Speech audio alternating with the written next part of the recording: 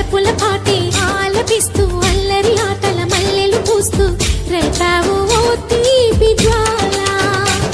ఒక పక్కన రక్కసి మూకలతో సమరాలను చేశావు,